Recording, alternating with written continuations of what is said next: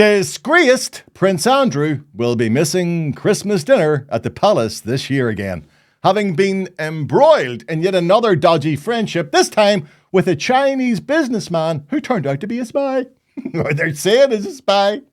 The man whose name hasn't been released is referred to by H7 or something.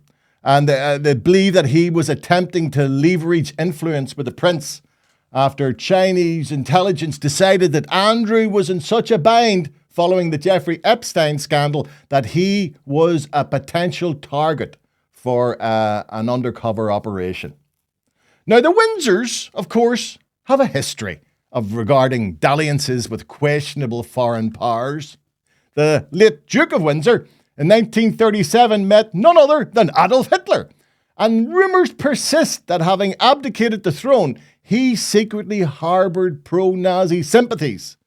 Indeed, a series of intercepted telegrams indicated a plot by the Nazi regime to kidnap the Duke and reinstall him as king and a Nazi puppet.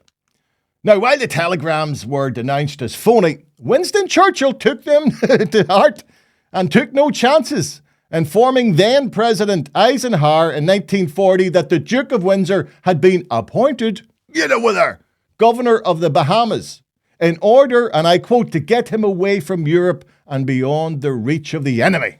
Now, disgraced Prince Andrew should feel lucky that the British Empire has shrunk dramatically, for if it hadn't, there's no doubt he'd find himself governor of some wee island on the other side of the planet.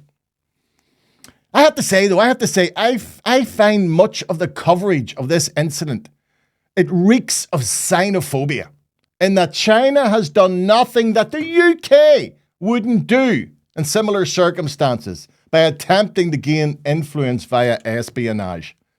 And in my lifetime, China has transformed itself from being a poor agrarian society into one of the manufacturing powerhouses on the planet.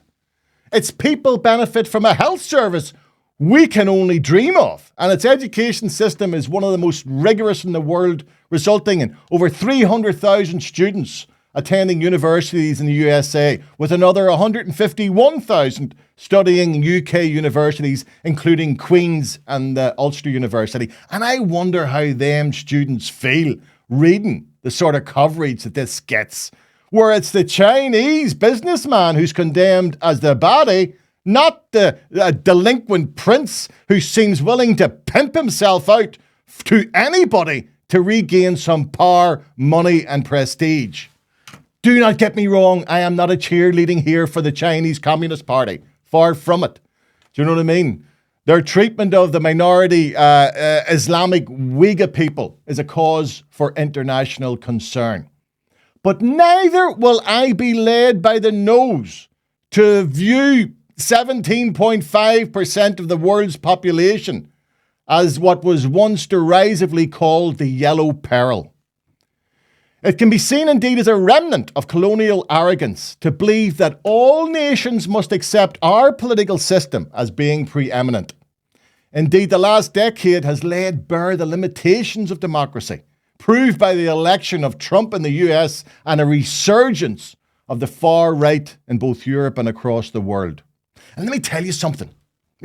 See, honestly, if I had to choose between a Chinese man who's risen to prominence due to his abilities and hard work over an English prince whose only claim to prominence came due to the luck of the bed into which he was born, I know which I choose every day of the week.